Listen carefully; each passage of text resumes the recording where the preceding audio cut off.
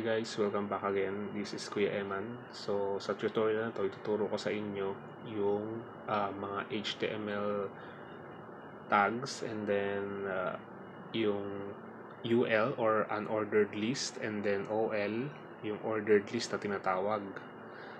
And then tuturo ko din sa inyo yung beautify sa VS Code and then kung paano gamitin yung image element. So balikan lang natin yung dating topic natin. So ito, makikita nyo, yung H1. Siya yung tinatawag na starting tag dito sa part na to guys. Ayan. And then, ito yung closing tag niya. So, may closing tag siya. And then, yung hello world, ito yung content niya. Ayan. And then, itong HR, ito yung element natin. HTML element ang tawag din guys. And then, attribute, yung size, ito, and then the value is 3. So self-closing tag siya, wala siyang closing tag. So balik din tayo sa doc type na HTML tag. So ito yung nagde-declare or nagsasabi sa browser natin kung anong version yung ginagamit natin guys. So, usual na ginagamit na ngayon is HTML5, yung latest version. And then, yung HTML tag, ito yung nagsasabi din na kung ano yung gagamitin natin sa browser, kung anong i-code natin sa kanya, which is yung HTML. And then the head, dito nagsasabi ng mga information about sa web page natin. Nakapaloob din dito yung title. Kung familiar sa inyo yung title, yung pangalan ng page na kinode natin is nakapaloob siya sa head. Yan, may mga closing tag siya kung mapapansin nyo. And then the meta. So, siya yung nagbibigay ng meta information or yung metadata na sinasabi. Siya yung nagbibigay. Kung mapapansin nyo guys, ayan yung may character set din na ginawa natin dati. Yung UTF-8 na Unicode. So, ayan.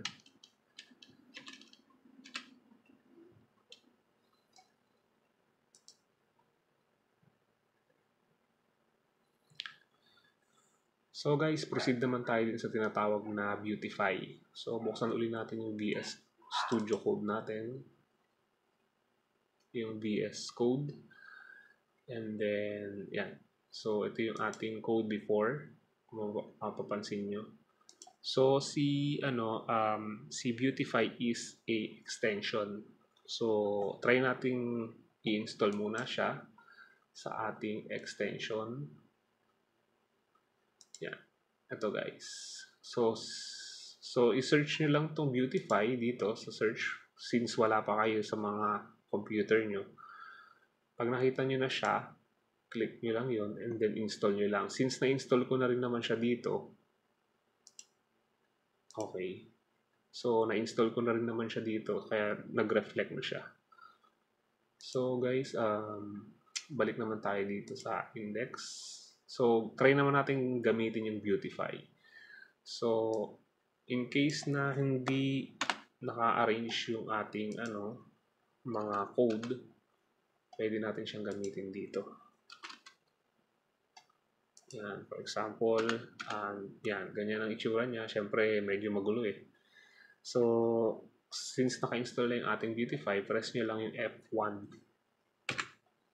And then, pag na-install nyo na yung F1, hanapin nyo lang yung beautify file or beautify selection. So, since ito yung ginamit ko kanina, yan. Kung mapapansin nyo, in-arrange nyo yung mga natin, which is itong mga H1, H2 is nakapaloob sa center tag, and then ito namang center tag is nakapaloob sa ating body tag. Ganun din si sa HTML, nakakulong din sila sa HTML. So, ganun yung ginagawa ng beautify. So, ito is pares lang din sila ni live server. Extension sila parehas. So, yung ibang extension siguro i-discuss na lang natin sa mga susunod na video. So, okay. So, since meron tayong i-code ngayon, which is yung UL or unordered list, ay buburahin muna natin to guys. Itong part na to. So, ayan. So, gawa tayo ng UL or unordered list.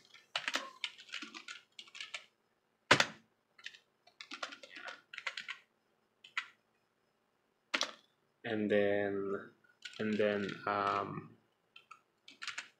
yeah. Kunyari ay list 1. List 1.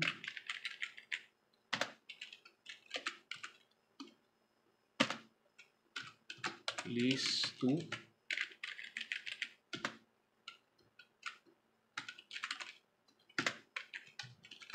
List 3. So, ayan. Unordered list ang tawag dito. So, try naman natin siyang i-run using our live server.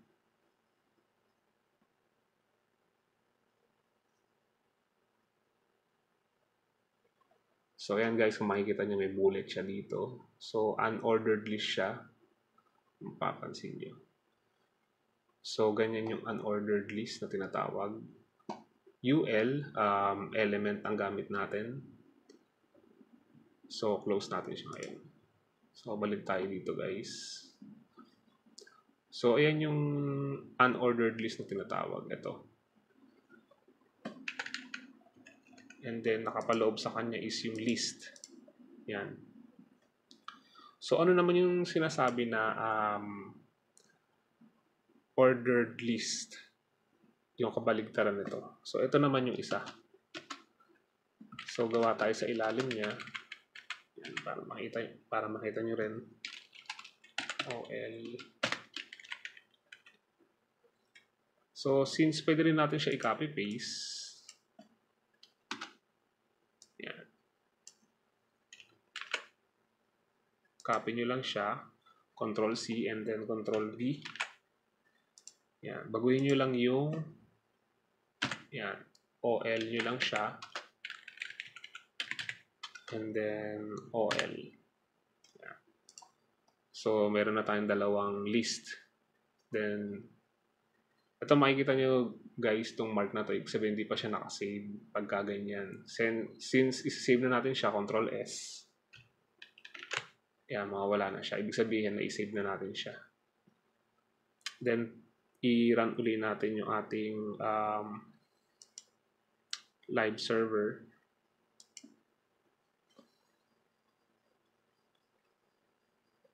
So, ayan guys, kung makikita nyo, 1, 2, 3. So, ordered talaga siya. So, yun yung counting niya. Naka-arrange talaga siya. So, paano kung gusto naman natin baguhin? So, may attribute siya. I mean, gawin nating Roman numeral siya. I-try naman natin itong lagyan ng attribute to ordered list.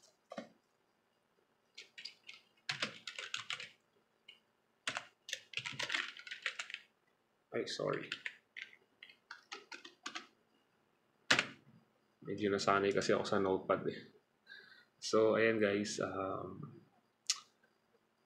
Try natin siyang i-run ulit. So, ayan, kung makikita nyo, Roman numeral siya. Ganyan. Pero by default niya is 1, 2, 3, ganun. Pag wala itong attribute na to.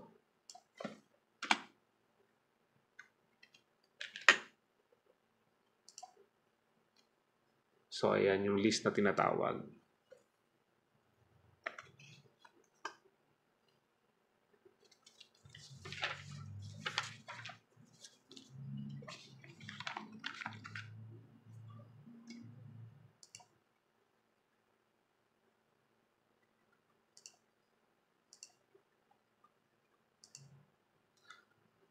So guys, punta naman tayo sa image tag kung familiar dun sa iba yung image. So since tapos na tayo dito, i-proceed na lang natin siya sa baba. I'm sorry. PNG. So ayan, kung makikita nyo, meron siyang img element, and then attribute niya is source. Ito guys, ginagamit to usually kapag may picture ka na ilalagay nyo sa web page nyo. And then yung alternative attribute. Yan. So meron siyang dalawang attribute by default. So address means kukuha tayo ng address doon sa picture, and then yung alternative sample tayo.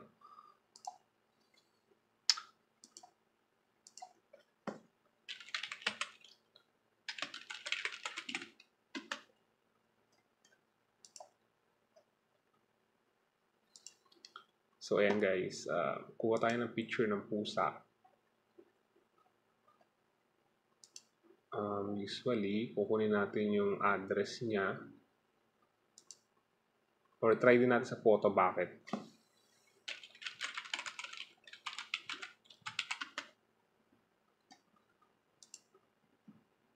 Yan. Diyan guys, pwede kayong mag-store ng mga picture nyo para tawagin dun sa inyong page.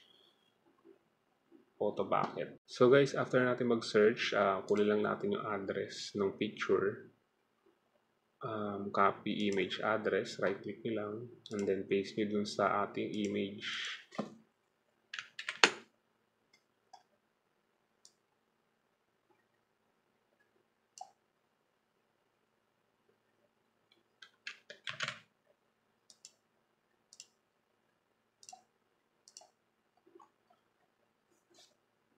So ayan guys, lumabas na yung picture ng pusa. So yun yung code natin na ginamit. Yan. So ito yung web address niya. Paano kung biglang nawalan tayo ng internet or nag-shutdown na yung ating website na kinuhanan? Dito pumapasok si alt or alternative.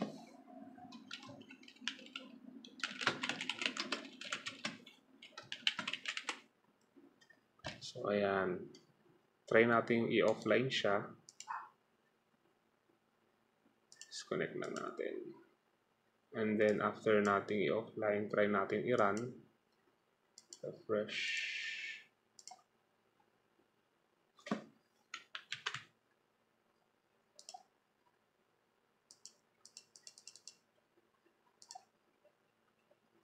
Or baguhin natin yung address. Yan, photo of cat. So since lumabas na siya kasi nag-error na yung code, pwede nyo rin siyang gamitan ng locally. Like for example, magda-download tayo. I-on ko lang uli.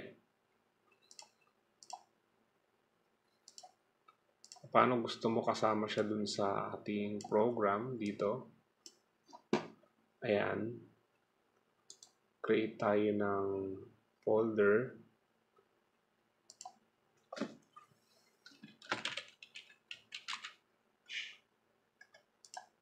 So image. Kasi isa lang naman. And then try natin i-download yung ibang picture naman guys. Nangyari ito. Medyo malaki.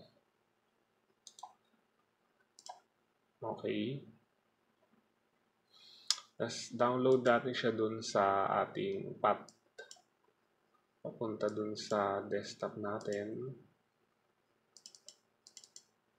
Okay.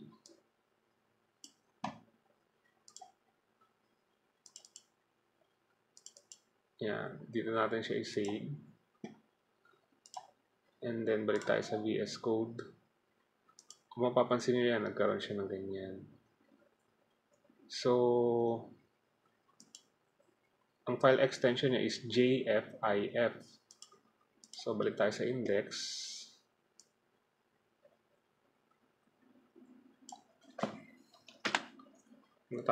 I-type lang natin yung pangalan ng folder, image. And then, ayan. So, meron din siya. Click nyo na lang dito para lumabas siya. Then, i-run natin. Ayan. Ayan. So, lumabas siya locally. Nag-run yung image kasama nung ating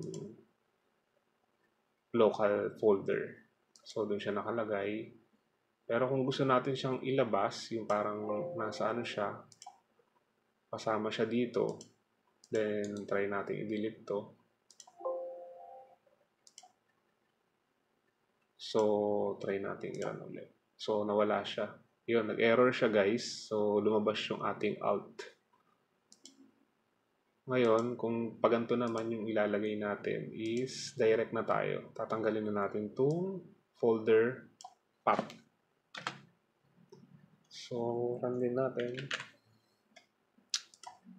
Then, refresh. Ayun, nag-run na uli siya guys. So, yun yung image element na tinatawag or IMG.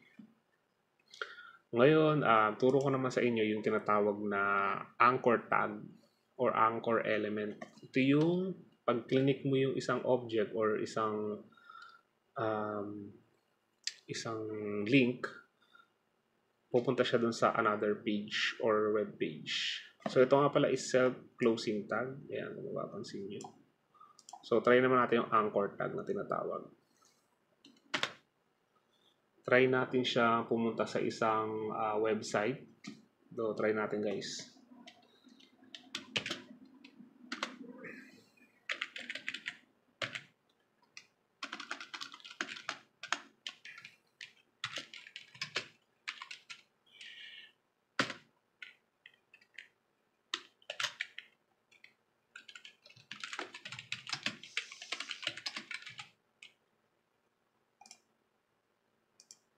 So guys, punta tayo sa mga website naman. Kunin natin yung address na tinatawag.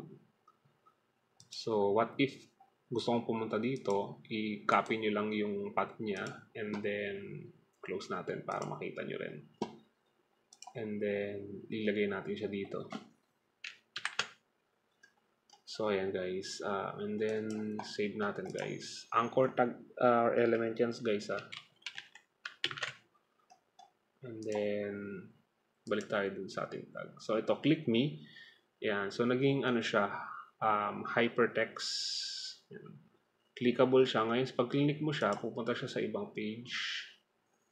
Yan, yung photo bucket. So yun, lumabas siya guys. So yun. So what if kung ito naman ang gusto kong i-click, pupunta siya sa photo bucket. Ngayon, ang gawin nyo naman guys, kailangan ipaloob niyo yung picture sa loob nitong dito sa part na to. So, kukunin natin to. Yan. I-cut na lang natin siya. Then, i-paste natin dito sa part na to. Yan. Then, save. Yan. So, ayan, kung mapapansin nyo, nag-iba yung cursor ko. Kasi, ano na siya, clickable na siya. May link na siya. So, try natin i-click, guys. So, ayun guys. That's it. So, as of now, yun lang. And then, thank you for watching guys. And please like, share, and subscribe. And then, sa next topic naman natin, tuturo ko naman sa inyo yung tables and then etc. Mas advanced siya ngayon, yung tuturo ko ngayon kaysa dito sa introduction pa lang ng ating HTML. So, I hope guys,